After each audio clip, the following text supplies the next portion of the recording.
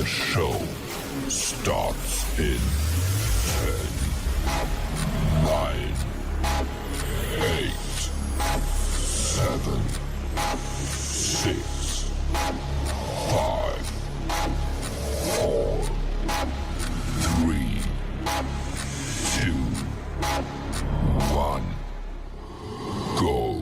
Whether you're new to sales or a lifetime veteran, the Blackbelt Sales Podcast will sharpen your sword and guide you to master the art of sales. And now, here's your host, the ninja himself, Gene Slade.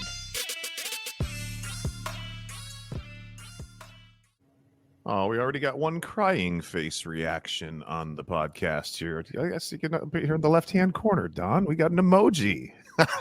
It's a little early to get an emoji. I didn't even say anything and we got somebody crying already. All right.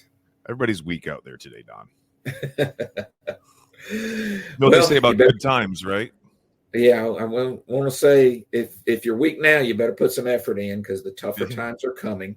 The tougher times are going to be. They always show up every fall, and then everybody looks up and goes, "Well, what happened? People quit buying." So yeah, Don, I saw yesterday that, and I didn't fact check this, but defaults on banks are over $500 billion, almost $600 billion right now, which is like 6 or 7 times higher than in 2008. Yeah. And I have seen a couple of articles or, listening TV that talks about the high-end consumer is seeing the biggest, is seeing a big pullback, if that makes sense. We can believe the low-end consumer, people who are already strapped before even coming into the weather could have problems if economy slows down. But it's always been that high-end consumer that's kind of carried us a little bit. And the numbers coming out of some of those companies have been weak. And so that's a sign you get both of those going. You have to up your skill. Every time there's a factor against you, to even the scale, you have to put something into you that's a little stronger to get over that, right? Yeah. So if the economy is a struggle, if the weather is a struggle, if getting people financed, it becomes an issue, that just means we better put a little more tools in our arsenal to be ready when those occur, instead of waiting until they hit us. And then we go, crap, what are we going to do? It's going to take me 30, 60 days to figure out what to do. We figure it out now, and then we get that. So what are the things that you think that would make the biggest effect on someone's sales right now? What 3 things are going to make the biggest impact, Gene? Well, I would say that the first one is going to be mindset. I mean, and here's a perfect example. I mean, all of it ties together, right? There's training, there's mindset, there's how you actually have your processes and your procedures set up for sales. But a perfect example of having the right kind of mindset is a client of mine named Dustin, who is up in the Ocala area of Florida. And his company does somewhere in the neighborhood of $80,000 to $96,000 a week in sales. And his guys ended up in a slump, right? So he decided to hire me for an hour the other morning to work with his technicians on Tuesday. And wouldn't you know it, we changed some mindsets, gave them some tools. And that very same day, he did $92,000 in sales, which is what he does for a week. Right. Yesterday, he did $109,000 in sales. So he's done $200,000 in sales in 2 days because he got his technicians' mindsets right and gave them 1 or 2 tools, additional tools that they could take out into the field and use. Now, think about that. I mean, you're doing twice as much that he did as much in 2 days as he does in 2 weeks. A little over 2 weeks. Mm-hmm. Right. So, I mean, those are the kinds of differences. So number one, mindset. You got to believe that you can win. Businesses, we're talking about the economy right now. We're talking about banks. Banks are tightening up, but business is never good or bad out there. It's only good or bad between your ears. Right. So we've got to start with a winning mindset. Now, I'll give them one example. Maybe you could give them an example too, Don. Okay. you've probably heard me talk about this in the past, but I had this little mantra. I'm not going to tell the whole story right now, but I had this little mantra that I would preach to myself before I would go in to make a sale or to present to a client. And that mantra was 7 words. Everybody trusts me. Everybody buys from me. Yes. Everybody trusts me. Everybody buys from me. I would constantly repeat that to myself, and I would feel the feelings that I would have if I was walking away from a client's house with a $20,000 sale, a check on the top, and them waving and saying thank you, right? So I went into every call with the mindset that I was going to win, that everybody trusts me, that everybody buys from me. And if you could go into a house truly believing that, and by the way, you can brainwash yourself. I brainwashed myself, trust me. But if you can walk into a house like that, what do you think your confidence level is going to look like? Sure. Exactly. It's going to be up there. You're going to come across with that swagger. You're going to come across strong.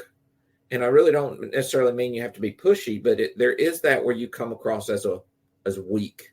That's kind of, you don't want to be the weak salesman, meaning that you feel like you're put in a position that you're begging them for work. When you have that confidence, they're going to do something. And I was going to say the mindset, I love everybody trusts me, everybody buys from me, but I think the mindset is also assuming the sale. They're going to do something. Yep. My job is just to go in there and help them figure out what it is they want me to do. No one calls you to their house, especially on a service call, with the attitude of, I'm not going to get this thing fixed. They're getting something. My job is just to go in there and not mess it up. Yeah, not mess them up, but help them understand everything they really need. But also from that standpoint, they're going to buy from me. My job is to just go in and take that order, take that sale, right? They're going to buy something. Assume that sale is extremely powerful.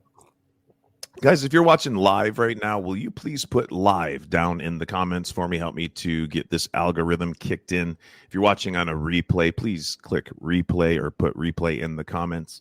And guys, if you're listening to us on Spotify or on Apple Podcasts, man, it would mean the world to us if you could shoot on over there and give us a 5-star review. That'll help to pump this podcast out to other people like yourself so that we can make an impact on them. So thank you in advance for very much. That's the only fee we ask for doing this every single week, at least twice a week. All right. So Don, what's the second thing that would make the biggest impact on somebody's sales right now or the revenue in somebody's business? Yeah. I'm in that mindset, obviously, is a full inspection and write it down. Whether you call that our findings report, which is a phrase I used at my company, or a prioritized list. But the reality of it is, to make the most impact, you have to be thorough. You have to look at everything. You have to take the blinders off and not just go in to concentrate on the one item that they called you out there for.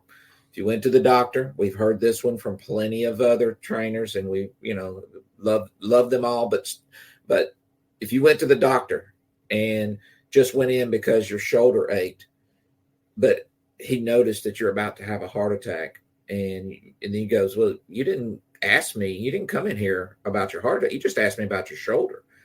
Right. You hold professionals to a higher standard, and we expect you to look and know everything and let us know, right? If you went to the doctor and that occurred, my shoulder hurts, and then they notice, but your blood pressure you're about to have a heart attack, wouldn't you want them to bring that to your attention, right? That's what clients ask us to do. Do the full inspection. That's the phrase that you'll look at everything. If you're in plumbing, you look at everything, including doing a water filtration, a water test, a chlorine test. If you're in HVAC, you're going to do a full inspection on the ductwork. You're going to do a full inspection on the air handler, even though they may be calling you out because the fan isn't running on the outdoor system, right? You do the full inspection. That's probably the number 2 item. Go in with the right mindset that they're going to do something. And 2, be thorough and look at everything and write it down. That's a big part of it, because a lot of people say, I look at everything, but I build it on Service Titan, or I build it. What do we build? Service Titan even calls it an estimate, right? We build estimates. We're building that just puts us right back into the clients into a mindset. You're just trying to sell me something. That's an estimate, right? No, I just write it all down. I put a price next to it, and I'll get your authorization before I do any work. Isn't that so much better sounding than saying I'll build you an estimate and you can sign off, or you can buy the items you want? No, I'll just write it on a piece of paper. I'll put a price next to it, and I'll get your authorization before we do any work. Boy, that feels so less threatening. You're just doing a service for them. So the list, full inspection, a list, write it down. And we're big yellow pad, pencil, write it down. Not I'm going to type it on a computer or on the iPad. That's not writing it down. We literally mean write it down. And again, use a pencil. So if you misspell a word, you can just erase it and fix it. This is a debate that people get really passionate about, Don, the paper versus a freaking iPad. Yeah, it is. It is. I get it. I think it's because they're lazy myself, truly, but that's just me. You know, Don, I'm sitting here thinking about this, creating a full findings report. And it reminds me of the conversation we were having in training this morning with Tori J. Tori J is an electrician out of Dallas, Fort Worth. And he got called out to an existing client who had just purchased a new house, and they needed a $500 service provided for them. I don't know if it was a ceiling fan being put in or whatever it was, but the lady had mentioned when he got there that she was concerned with making sure that it was safe. And so Tori, as always, did his full inspection. And what was going to be a $500 call ended up turning into a $14,000 sale for Tori. There was no pressure. All he did was pay attention to making sure that everything was safe, went over his findings with her, gave her the options, and she bought. And she's probably going to end up getting a whole house generator as well. But that's what can happen if you go in with the right mindset. Number one, you create a prioritized list, do a full report, number two, right, and present all of your findings. And then, Don, what would be the third thing that we want to do? Well, the third item to me is, now that you've done a thorough inspection, you've got it written down, we have to establish the need for everything on the list. That's the way we phrase it. But I really want to say it in the sense that we want to establish that there is a problem that needs to be fixed. Yeah. Sometimes when we say establish, we should probably call it establish the problem, right? Yeah. Yeah. Believe the problem. Believe in there's a problem. So establish that there is a problem. Sometimes even I heard it years ago, and my employees heard it. Establish need for everything on the list is supposed to be, I'm supposed to talk about the stuff on the list. I'm really not supposed to talk about the stuff on the list. I'm supposed to talk about the problem that the item on the list solves, right? We're not really going to talk about a ceiling saver. We're going to talk about saving the ceiling from water damage. Same words, but a little bit different. Ceiling saver is, float pan switch is certainly the product, but I really want to talk about saving your ceiling from having water damage. Yeah. It's a big difference in that conversation. Right. Sounds like Tommy this morning. Shoot, where's Tommy from? You know where? Do you know where Eddie's shop is at? He's an electrician too. Yeah, North Georgia. So Tommy was on this morning, and he was talking about exactly what you're talking about. Do you remember that conversation? Yeah. No, go ahead. So Tommy was talking about how this. Maybe it wasn't Tommy. No, it was Tommy was Avion. Avion's his name. With Blue Planet. He's a plumber. Yeah. He's a plumber. And he was talking about somebody with water heater challenges, and he before used to go out and try to sell products, right? But he's constantly hearing Don and I talk about don't talk about or sell a product. Don't talk about or sell the solution. Sell the problem. Once the client goes, shit, what do I do about this? Now we've just about gotten to a place where we're going to talk about product, but you'd be surprised how little we talk about the product, right? For example, if I've got a toilet flapper that's leaking, got water going by it because they got crappy water and it's dissolving the flapper or whatever, I'm not going to be talking about the flapper. I'm not going to be selling a flapper. I'm going to be selling that there is a problem that caused this flapper to go bad. So guys, if I don't do anything about the problem, but I just replace the flapper, does that do anything? Right? Is the problem still there? Right.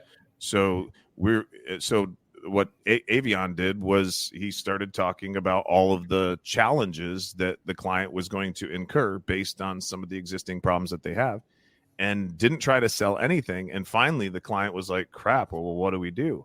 Right. And then he was able to provide a quick solution in 10 seconds or less, and then switch into the pricing.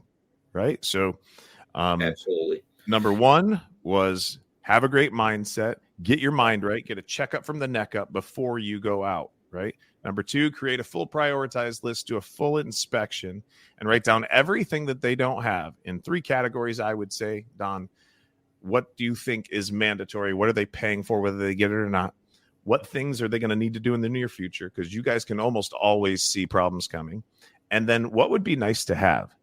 And if you're a plumber out there and you're not putting a water treatment system on the bottom of every single quote that you are giving out for your repairs, you are doing your clients a disservice. You're not living the life that you could live, and your company is suffering for it as well. So if you do nothing more and you're a plumber from listening to this, just put a water treatment system down at the bottom of every invoice. You don't even have to say anything about it, but the clients will ask.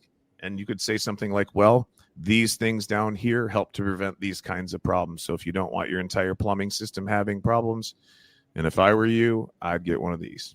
Yeah. I have one in my house. I love it. You're going to love it too. Mm-hmm. Right. You can only say that if you actually do, though. You can't lie. I do have right? water filtration in my house. So yes, I can say that. And I would even say have a RO under the kitchen sink that adds alkalinity back to the water and brings the pH level up, so the water is not very acidic, very basic, and it tastes better. And then give them the option to run a line from that to their ice maker. That's right. Man, now their ice is made out of crystal clear ice cubes. Yeah, out of this with a pH level that's not acid. So yeah. So Don, one thing that I don't think people really get what you're talking about right now, but tell them about a regular RO. Yeah, reverse osmosis. We shorten it in our industry to RO. Let's be careful not to do that to our clients, right? But good morning, reverse Josh. Osmosis is a process in which we can get all the impurities out of the water, right? We can get all that impurities out of the water. Plus, when you get a certain, get the right kit, it'll send that back through and basically take the acid out of the water, or remineralize. Yeah, it will bring it to the point where it becomes very basic. It'll get a pH charge that's up, that's much better tasting, better for our bodies. Now, soft drinks have an acidity of like a 4 and are very bad for our bodies, where water should be, basically even, not acidic. Not acidic, not basic at all. And it should be a 7.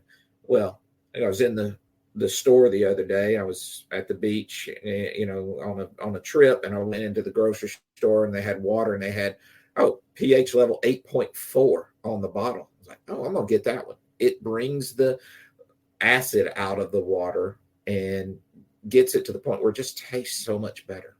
It just is a much different taste. And it's good for your body, because if you put a lot of acid in your body, like soft drinks all day, something needs to offset that. And you need to put basic water in your body to offset that. So it's a big difference. I have that in my kitchen. I make my ice out of it. Certainly use that water to make my coffee in the mornings. So I took it a step further. Okay. So one other thing that I was hoping Don would say was that regular reverse osmosis water, guys, tends to be a little on the acidic side. Okay. And There are some studies out there that say that if you're just drinking reverse osmosis water and it's not being remineralized as alkaline, that can have some effect on the calcium content in your body and in your bones. So it is always better to install a alkaline reverse osmosis instead of just a regular one. Okay, so please be aware of that. And then if you wanted to even go a step further than that, I have a machine underneath my sink in my house where I can set the actual pH of the water. So, for instance, when I was making my coffee, I just made it with 8.5 pH water. And when I drink, it's 9.5. If I cook, it's 9.0. If I want to use it to wash my face, I set it to 6.0, and that's called beauty water. I can even set the machine to give me 2.5 pH water so that it's acidic and I can use it to clean my countertops, right? Right. So it's a full spectrum of pHs and remineralization and filtration. So cheers. Most expensive cup of coffee you'll buy. Yeah. But it's good for you. So really, if Yeah. it were free, would you want one? It's going to save you on your health. It's going to save you in everything. Sounds like we're doing a water class today, but maybe if people want a water class, put that in the comments and we'll do one in the future where we show you how to present the chlorine, the negative effects. But, today, we're talking about get the right mindset, do a full inspection, and then establish that there is a problem that the items on the list will solve. And this is really important, but kind of almost odd sounding here. But even though you create the list, even though you write it all down, you put a price next to it, you do not show that list until they ask you what's it cost. We so much talk about the list that people lose the process and go, here's everything that needs to be done on your house. And then the client, if you've ever been to a restaurant and you pick the menu up, how many of you go straight over to the right-hand side and go down the column of prices and then come back and read that? What the heck costs that much? And then, well, this is about how much I want to spend. So then I look over and go, well, I'm having chicken tonight, right? Right? So if you give them the list before you establish that there is a problem, all they're going to look at is the money, and they're going to stop about where they thought they had to spend, and then they're going to look over and go, do I have to have all that stuff? Yeah, no to that one. And your tickets will go down. Your tickets will be better than just winging it, but they won't be as good as using the right process. We want you to be thorough. We want you to write it down, but we want you not to share it, not to show it until the client asks you, what's that cost? The piece of paper is designed to give them the price. All right. It's designed to close, but it's designed, that's where the price comes in. And you don't share the price first. You get the need first. It's a big thing. And in reality, you really want to have a pre-planned presentation to present that price. So creating a prioritized list in and of itself is not the full solution. You want to know exactly how to present that price and what to say when there's any sort of pushback. And that leads me into a perfect segue, because you can get that and more inside of either the Lead Ninja Mastermind or at the next Mansion event, which is September 29th through October 3rd. Don and I and Brittany, we've got a 18,000 square foot mansion out there in the mountains, and we're going to bring 60 or 70 of you into that space. And for 3 days, we are going to pound some stuff. We're going to pound indoor air quality, water treatment, electrical, objection handling, the entire call process. I'll be working with comfort advisors on high ticket sales. And that's where you're going to put all of the pieces of the puzzle together. Do you ever feel like, maybe you're a business owner or a salesperson out there, do you ever feel like you're missing pieces to the puzzle? Like, if I could just get this right, and if I could just get this right and this right, things would be way better for me. I would be making more money. Do you look at yourself in the mirror sometimes and say to yourself, even if it's just inside of your own head, man, I thought I'd have been further by now. Right. Guys, you might have to pay to make up for some lost time. Maybe you are younger and you want to get somewhere faster. You're going to have to pay to compress time. What does it mean to pay to compress time, Don? You did it with me 8 times. Right. The saying or the thought that comes to my mind is I could figure this out if I give it enough time. Right. And that's probably I can learn by my own experiences. Right. But the cheaper way to go is to learn by other people's experiences. Learn from their successes, learn from their failures, learn what not to do, learn what to do. So, we compress time when we take 20 years of knowledge and then go get that in one weekend, one year. I'm not going to tell you you're going to get 20 years of my knowledge in 3 days, but you're going to get the most important pieces. But then ongoing training, you can get 20 years of Gene's experience and knowledge, my experience and knowledge, in probably 6 months to a year in this program. Come to the mansion, be part of the follow-up every 2 hours, 2 1-hour sessions a week in a one-on-one in a group setting. It is incredible the difference that program makes. And you're getting 20 years of my experience. I don't know how many years Gene's got as well, but all compressed into a very short period of time. Okay, it costs you a little bit. Or would you rather take 20 years to learn it? Yeah, 20 years to learn it. That's Russell Brunson says that money replenishes. Like you spend all the money that you got in your bank account today. Next week, you're going to get a paycheck, right? But time doesn't replenish. It's gone forever. So if you do take that 10 or 20 years to learn it, Don, are you really any further ahead?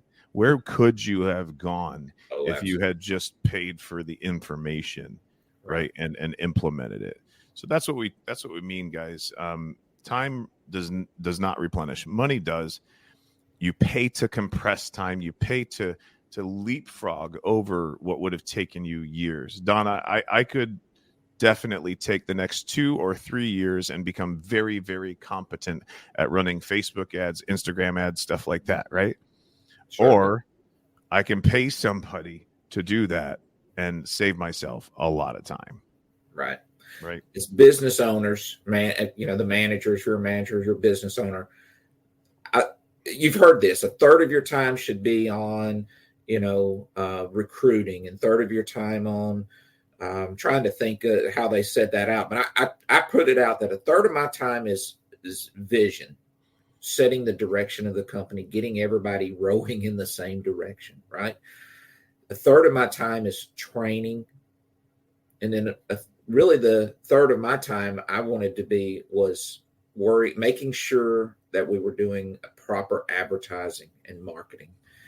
And the recruiting, really, yes, it fell in there, but recruiting became so easy when you had the company in the right vision, you had the people trained, and the phone was ringing constantly. People want to go to work for the place that has it together. There's so many companies.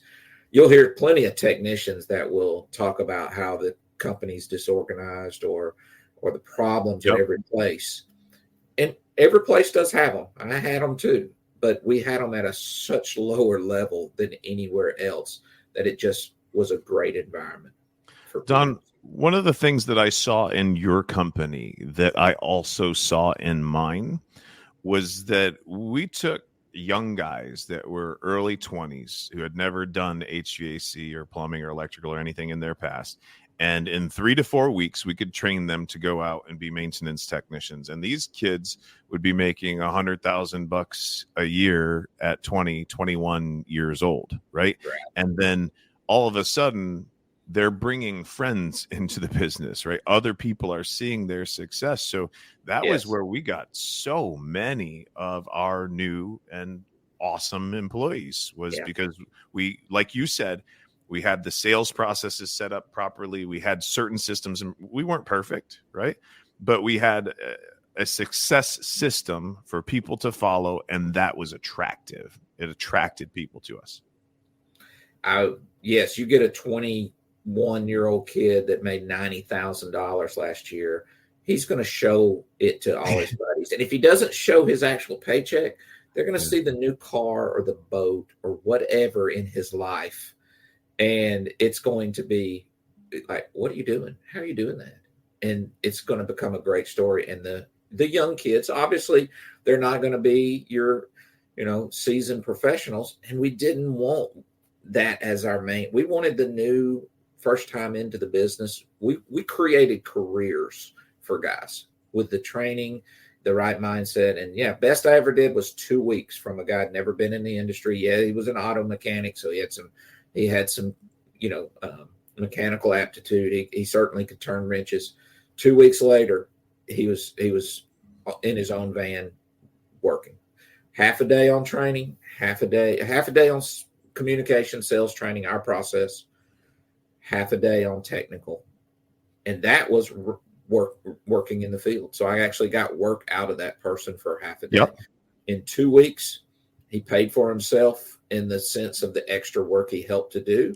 And I had a new employee if I could do that and replicate that every 2 weeks, the business will grow tremendously fast. If you're a business owner out there and you would like that 2-week training program, how to get a brand new green technician up and running, this is for HVAC, okay?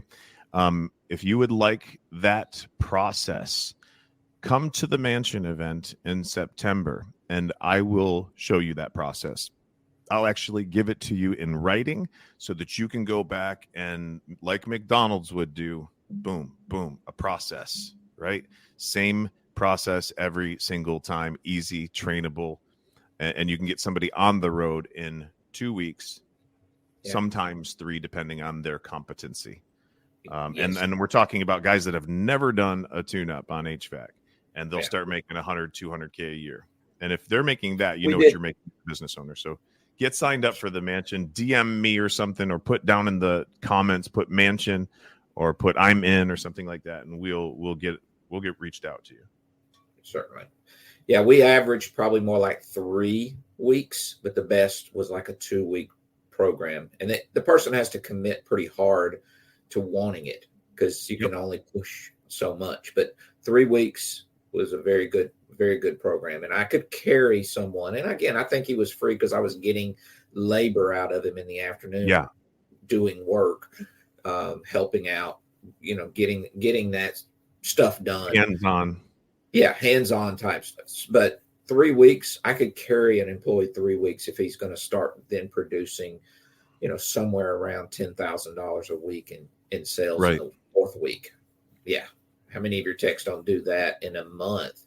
And a new tech, never been in the business, a kid that's 21 years old, heck, even down to just out of high school, 18, 19. But again, typically you try to get that 20-year-old kid somewhere in that range and get him producing for your company $10,000 a week. Man, that's growth galore. And that's not that hard to do $10,000 to do $10,000 in this business. That's like a $667 average ticket. It's nothing. Exactly.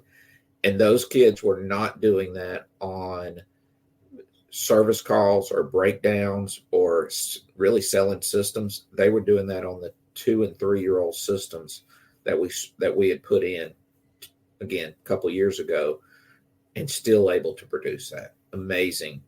There's so much money in that 3 to 5 year segment that most people say those are the bad calls. Yeah. They're the money makers. One of the best salespeople that I ever met said that there's only one criteria that I need if you're going to give me a sales call. And I was like, what's that? He said, can they fog a mirror? Like if they've got a heartbeat, I want to go run that call. Yeah. And that goes back to what we were talking about at the beginning of this entire episode, which is somebody's mindset, right? Exactly. Guys, I'm gonna roll a quick video for you here on the next mansion event. Wanted to let you know it's in Gatlinburg, Tennessee. You're going to show up on a Sunday. You'll leave Thursday morning. All right. You're going to stay in the mansion. You are going to have all of your meals provided. All of the beverages are provided. There will be nothing that you need unless you're vegan or something like that. There won't be anything that we could probably arrange to help you out. But you won't need anything once you get there. You can Uber straight from the Knoxville airport. But don't miss this, guys. I'm telling you, it's going to make the biggest difference in your life and in your business. If you're an owner, please try to come out with your technicians. I want you to see with your own eyes what you've been missing out on for your entire life. There is nobody better at this than Lead Ninja in the entire world, period, point blank. That's it. Check out this video. And I'm going to come back. We'll recap, and then we're going to close the show.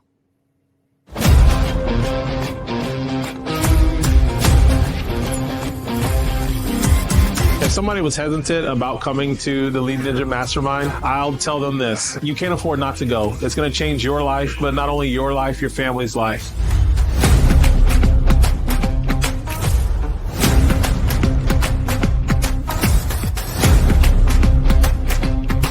You don't have to wait a year to start making the kind of money that you want to make. Corbin came out of here and within 30 days went from $250,000 to $500,000 in sales. So it doesn't take long as you put in the work.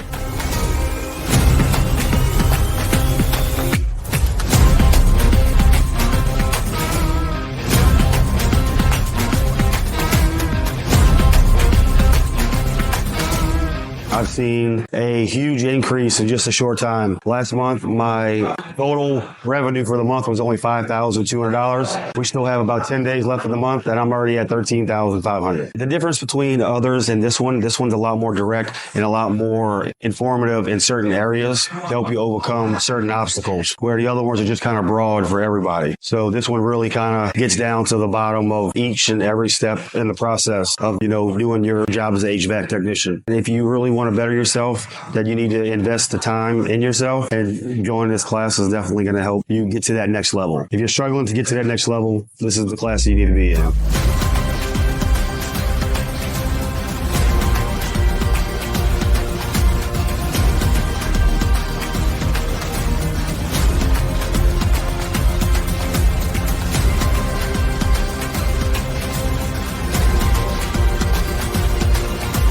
Yes, I have scripted out for you, word for word, exactly how to tell them about the money. So, guys, if nothing changes, if you don't change, nothing changes. All right. So if you're not where you want to be right now, give us a shot. Okay. Give us a chance. We have 100% action-based money-back guarantee on our products. Okay.